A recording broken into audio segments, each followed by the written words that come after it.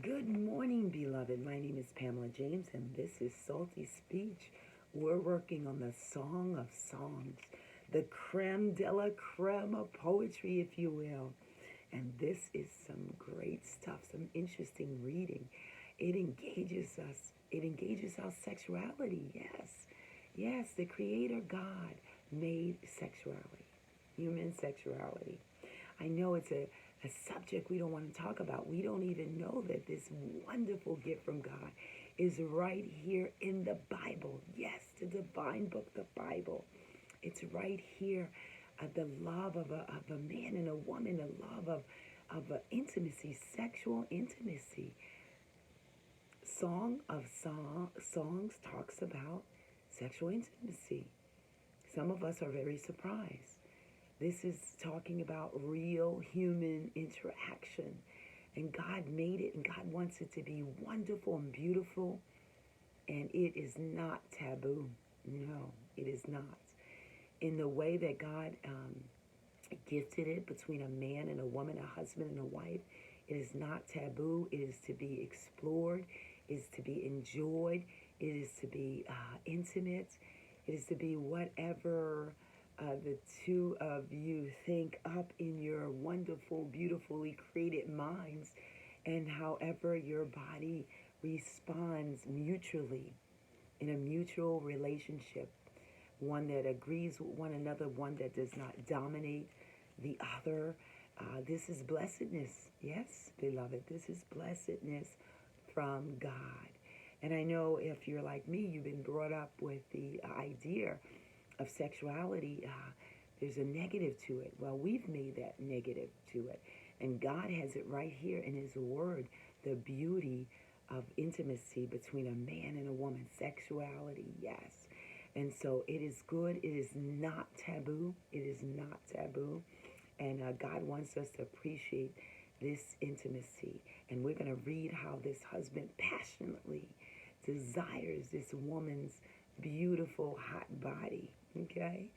And so let us read this. It says in Song of Songs, chapter 4, he says this: "You are my love, and you're beautiful, so beautiful. Your eyes are like doves nestled behind your veil. Your hair moves as gracefully as a flock of goats leaping down the slopes of Mount Gilead. Your teeth are pearl white like a flock of sheep shone fresh up from a wash. Each perfect and paired with another, not one of them is lost. Your lips are as red as scarlet threads. Your mouth is beautiful.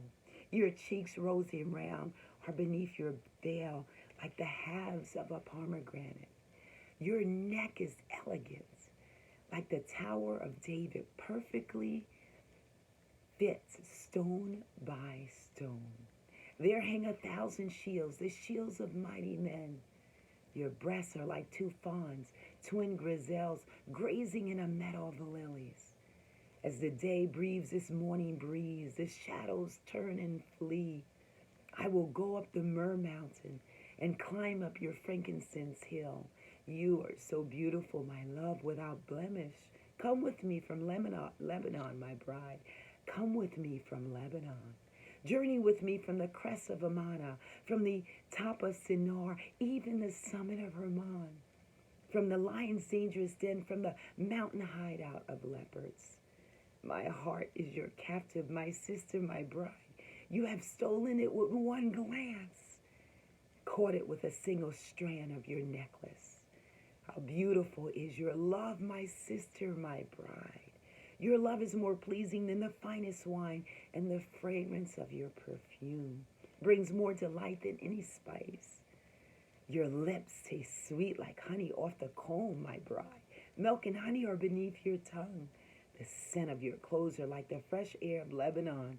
You are a locked garden. My sister, my bride, open only to me. A spring closed up tight, a sealed fountain. Your sprouts are an orchid of pomegranates and exotic fruits, with henna and nard, with nard and saffron and calamus and cinnamon, with rows of frankincense trees and myrrhs and aloes and the finest spices. Oh, my bride, you are a fountain in a garden, a well life-giving water flowing down from Lebanon. Rise, you north wind, come, you south wind. Breathe on my garden and let the fragrance of his natural spices fill the air. Let my love come into his garden and feast from its choice fruits. Wow. This is some, what can I say, some very sensual and sexy stuff so early in the morning, right? But it is a word in the Bible about human sexuality, human love, and God made it, and God wants it to be great. Let us not pervert it, and let us do it in the way that God set forth so we can have it the best that it can be. So today, as you go through your day, if you're married, remember that with your husband and your wife.